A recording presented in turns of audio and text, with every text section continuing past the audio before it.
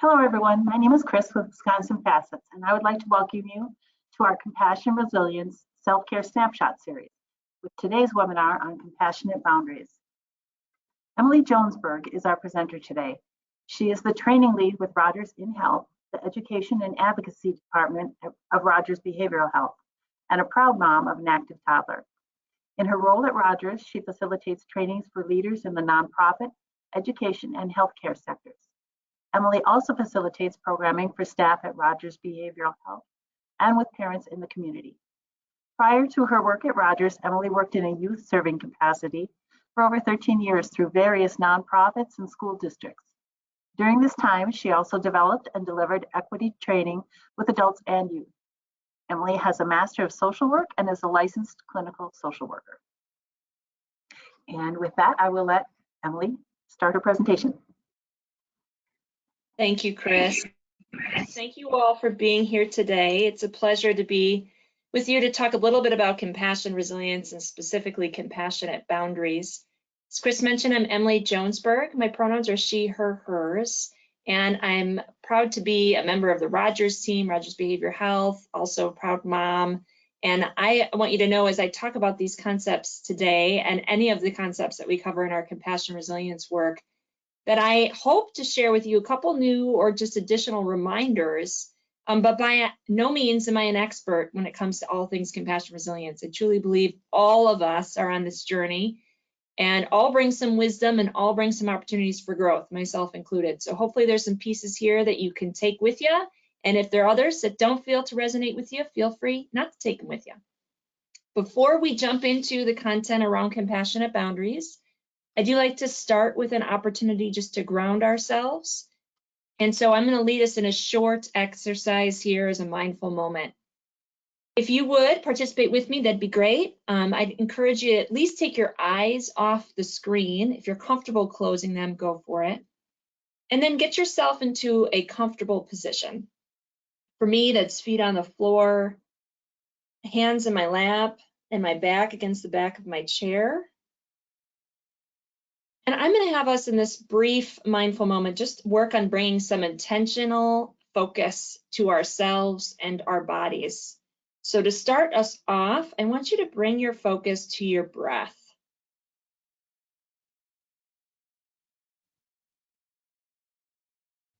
As you focus on your breath, be aware of its speed. And if it's helpful for you, perhaps practice slowing your breath down a bit.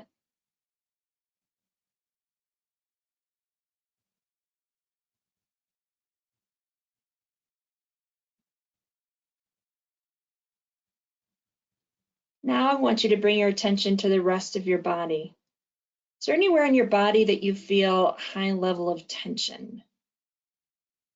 Bring your focus to at least one part of your body that you may be experiencing some tension.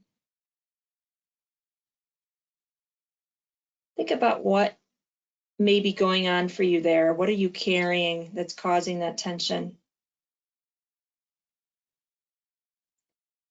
And do your best to leave that piece, that thing that's causing tension, just leave it even outside the room that you're in right now, or even outside the building or the home that you're in, even for just the next 20 some minutes we're together. As you do your best just to leave that aside, let your body further relax, perhaps even feeling some of that tension release.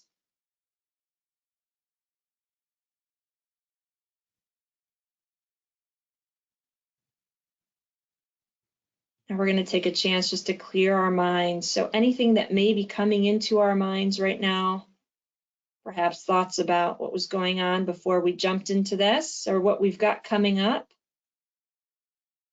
do your best just to let those float by, just like the clouds in the sky. And bring your attention instead back to your breath.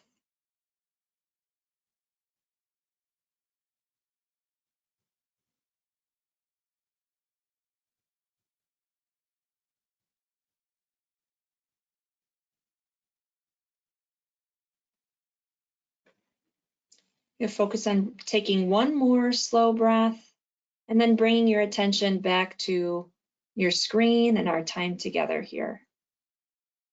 Thank you for taking a moment to participate in that with me.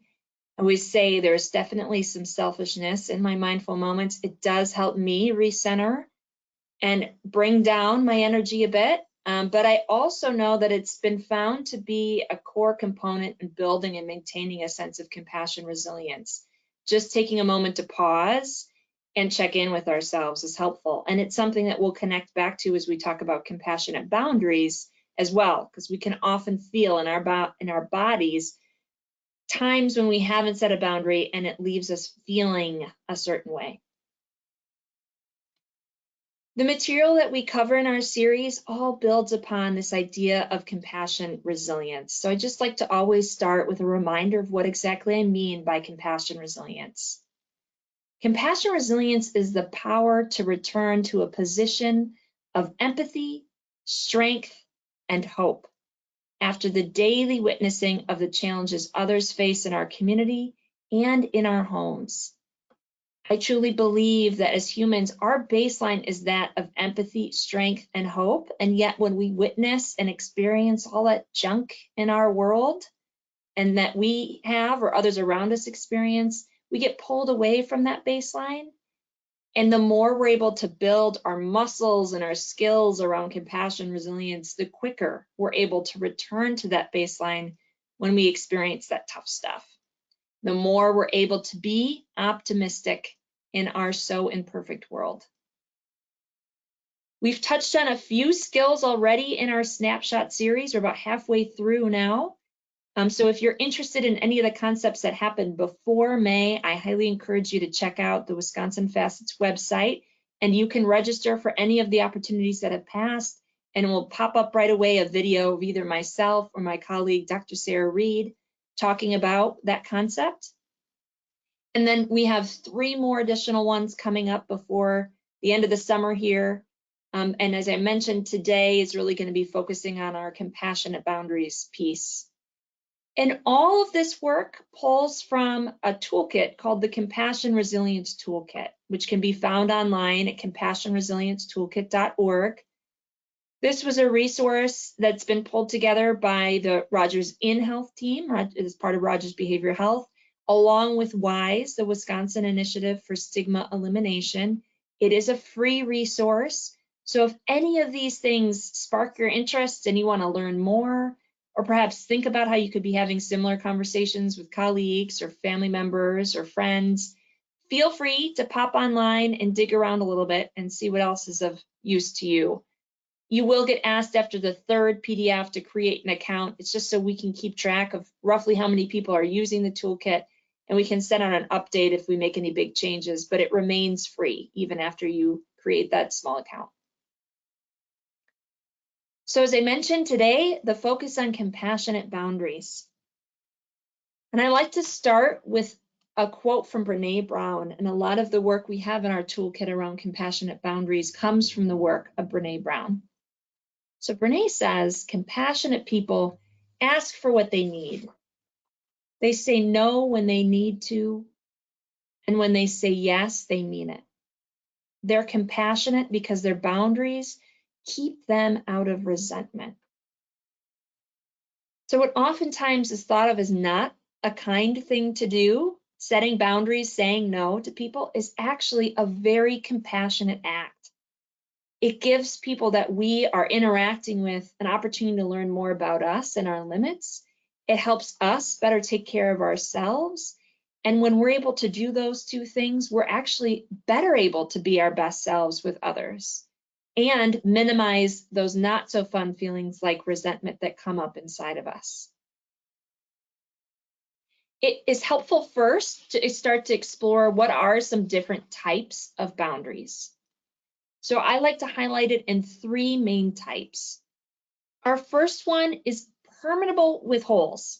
So you may gather from the title of that what this includes, but essentially this is when there's been a boundary set, perhaps, but there's been very little reinforcement, or perhaps enough clarity even around what this boundary really is and what it entails. For most of us, having overly permeable boundaries will only allow for unwanted behaviors from others, and it may mean that we're letting too much of ourselves out, perhaps through our privacy or not being able to prioritize our own self-care. The middle one is rigid. It's on the other side of the spectrum here when it comes to boundaries. Rigid boundaries are those that we are going to reinforce at all costs. When we have too rigid boundaries, it can prevent us from being open to new ideas and concepts, and it will prevent us from being able to hear other people's perspectives. It may leave us feeling pretty cold and unapproachable when we have very rigid boundaries.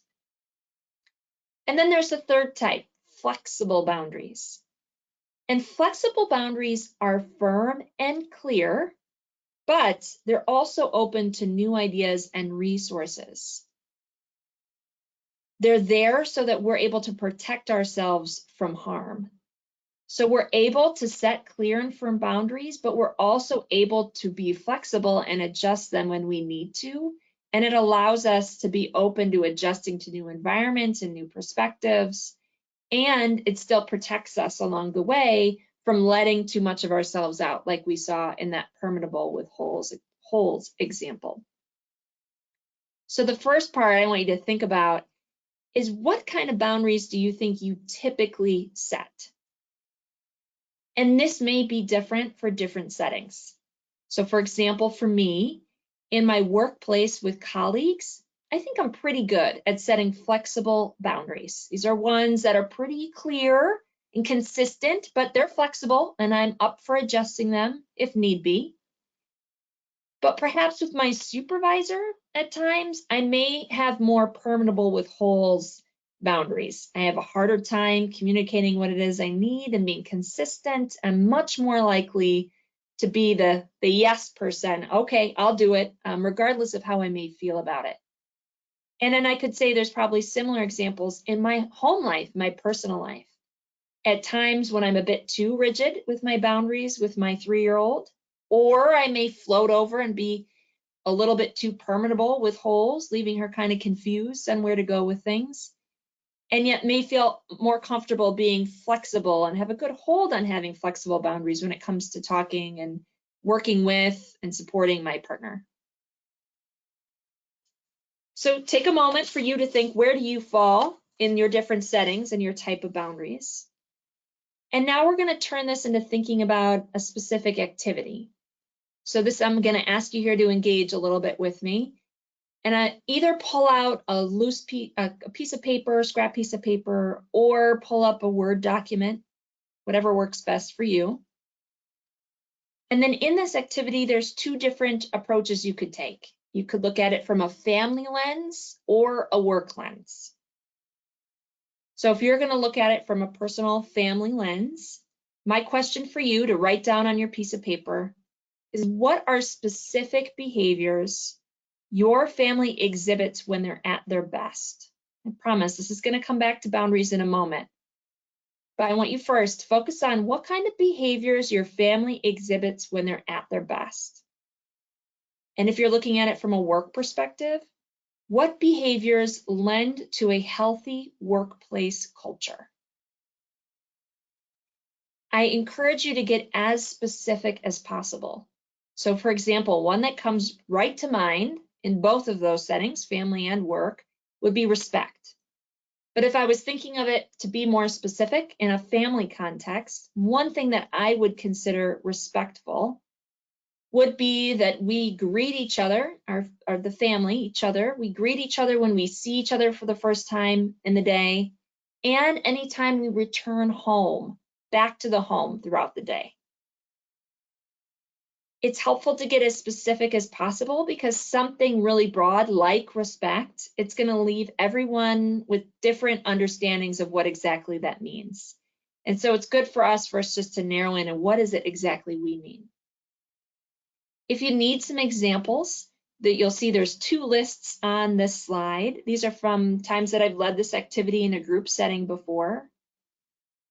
And these were both family related examples. So things like eating dinner together, encouraging each other and giving positive feedback, listening to hear the other and not to respond, being willing to accept help. So I'm going to pause here for a moment and let you write down some additional behaviors that are specific to you, either your family or work situation.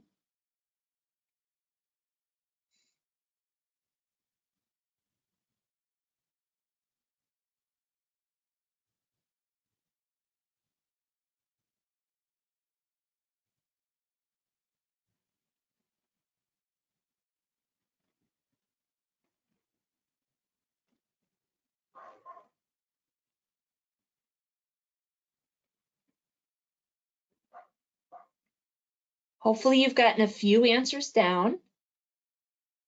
And I want to highlight next, you'll see on top of these lists, both of them, it says our yeses or yeses. These are the things that are going to be our priority, the things that we want to say yes to. These are the things that we are looking for and the others that we are interacting with. And most likely, they're also the things that we're looking for in ourselves when we are our best selves. These could be things, this activity, it could be something that you'd use to create agreements, either family agreements or work agreements, if you were to take this outside this space. So perhaps something you could think about, you know what, in the next week, I want to try this with my family and see what kind of behaviors would come up if we sat around together and thought about what do we look like at our best and help people get specific.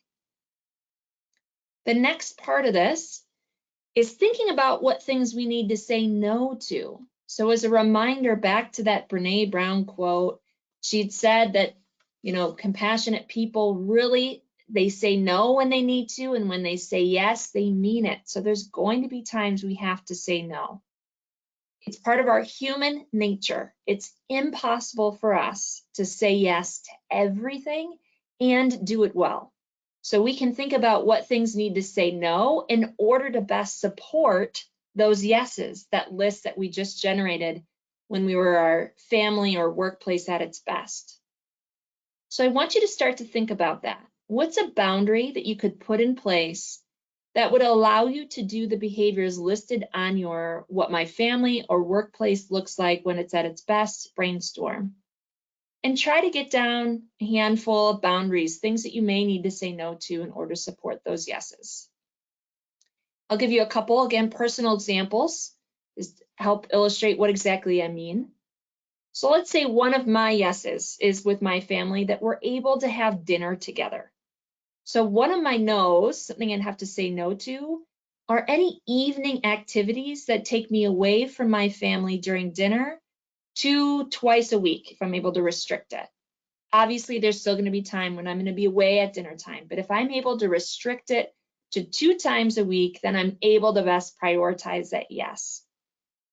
Or another example, if one of my yeses is that I want to be fully present for my family members when I'm with them, then I need to say no to screens when I'm interacting with my family. I need to turn off this, or at least put aside the cell phone, close the computer, turn off the TV during times that we really could have some family engagement. Another one would be that this one could really support many yeses, including the being present. But let's say I also value, or a yes of mine is being vulnerable with my family, or being able to show appreciation to each other. I'm not able to fully be present, vulnerable, or show appreciation if I'm not taking care of myself first. So I need to prioritize or say no to being available all the time and say yes to taking some alone time so I can care for myself, so I can best show up for those that I care about. And then my final example is if my yes is that I want to be able to listen non-judgmentally. It's when my family's showing up best for each other, we're listening to each other non-judgmentally, then I need to set aside my initial judgments that come into my head when I'm listening to my loved one and my need to fix. As Chris mentioned in my bio in the beginning, I'm a social worker by training, and I could say lots of us social workers got into the work because we really like to fix and help. And sometimes it gets us into trouble because we, in our heads, at least for me, I sometimes get right into thinking about solutions instead of staying and being fully present and listening non-judgmentally. So a couple of examples of things I say no to support my yes. I'm going to pause here for just another few seconds and let you think of some additional things that you would say no to support your yeses.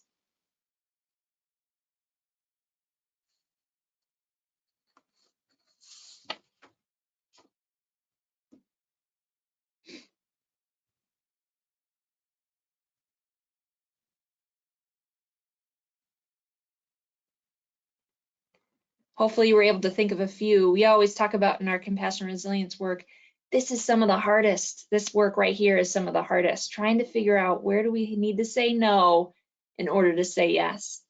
But we do this exercise to support thinking about tips when it comes to setting compassionate boundaries. So I have 6 different tips that I want to highlight, and we just did the first one. Knowing what we want to say yes to, what things do we value, what behaviors are we looking for, what are our priorities. It feels so much different to set a boundary when I know what my yes is behind the no. And oftentimes I can tell you when somebody's communicating a boundary to me, when they're communicating it with the yes at the forefront, it's easier for me to hear and integrate their boundary moving forward.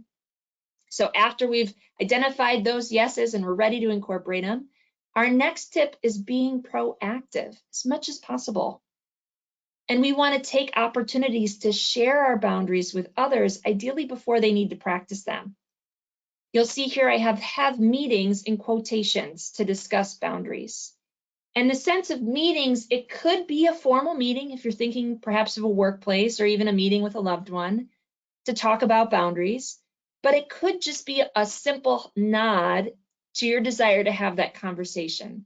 It gives the participant, the person you're having that conversation with, a chance to get themselves into that headspace.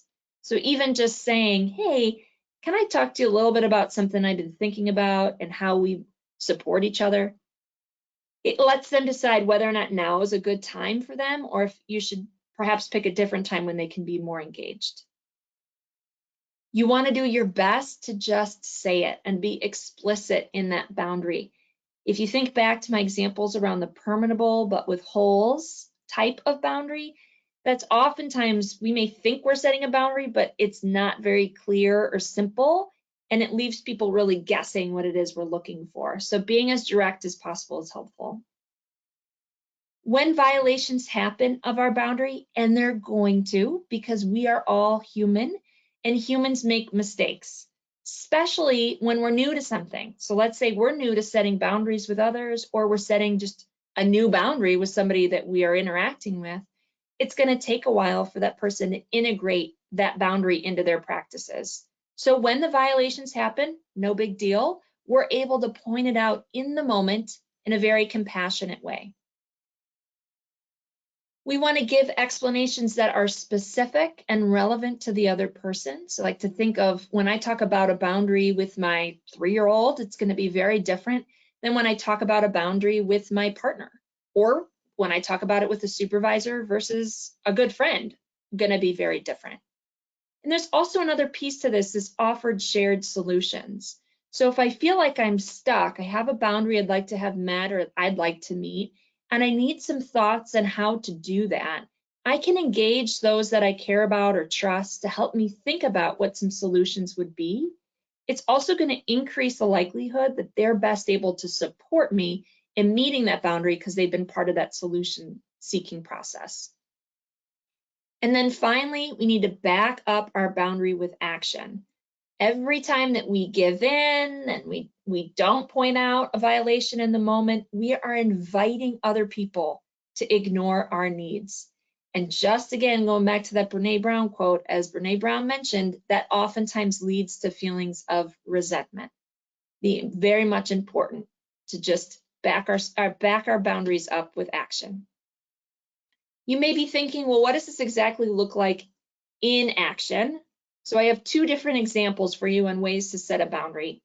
The first one, let's say it's in responding to an angry child. Your child's angry and frustrated, or if you don't have a child, perhaps it's a young person or just another human that you work with that's very clearly angry in their communication with you.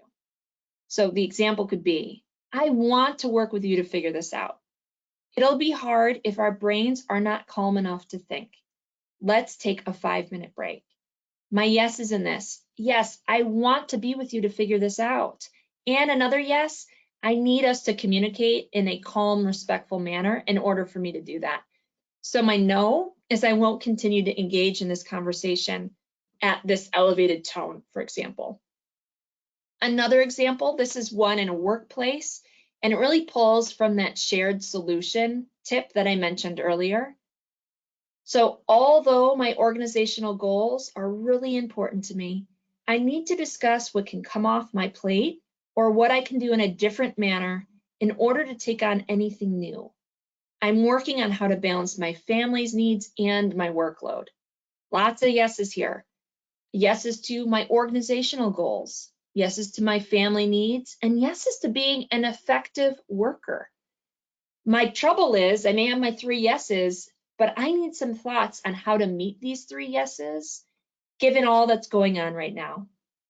I need some shared solutions on what I can say no to best support these yeses. And I can tell you, every supervisor I've talked to when I've used this example has said, yes, I'd be more than happy for somebody I supervise to share this with me and work with them to think about what things could be adjusted on their plate or taken off to best meet their yeses, their boundaries. So all of these things, it's just a quick run through of compassionate boundaries and the importance of them in our self-care. I want to leave you with another, not quote, I guess, little poem from Michelle Olk that really stresses the connection between wellness and boundaries. And then I learned the spiritual journey had nothing to do with being nice. It had to do with being real and authentic, having boundaries, honoring and respecting my space first, others second. And in this space of self-care, being nice just flowed, not motivated by fear, but by love. So again, hopefully there's a piece or two in here that you're able to take back with you. I encourage you to remember this ending blurb here and that quote that boundaries are indeed a compassionate thing to use and do. And the more we can do them, the better we can care for ourselves and the more we can show up to be our best selves for others. So with that, thank you all for your attention and your time here today. I'm going to turn it back over to Chris to facilitate any questions that may have come through. Thank you to Emily for presenting to us today. I don't have any questions so far, so I'll give someone a minute or two to see if those come through. But I just wanted to say that we've had a lot of great feedback on this series and that a lot of people are look forward to setting aside this half hour for themselves. So that includes me. Happy to hear that. Very beneficial. And a reminder to our participants that you can register, as Emily said, for the rest of the series via our website, wisconsinfacets.org, wifacets.org. Our next session in the series is Expectations and Affirmations, and that will take place on June 14th. So I don't have any questions at this point. So I think we can wrap up. Thanks to everyone for attending the training. The recording and a survey will be sent to you shortly, and we would greatly appreciate your completion of the survey. So that's it for today. Everyone have a great afternoon. Thank you. Thanks. Take care, everyone.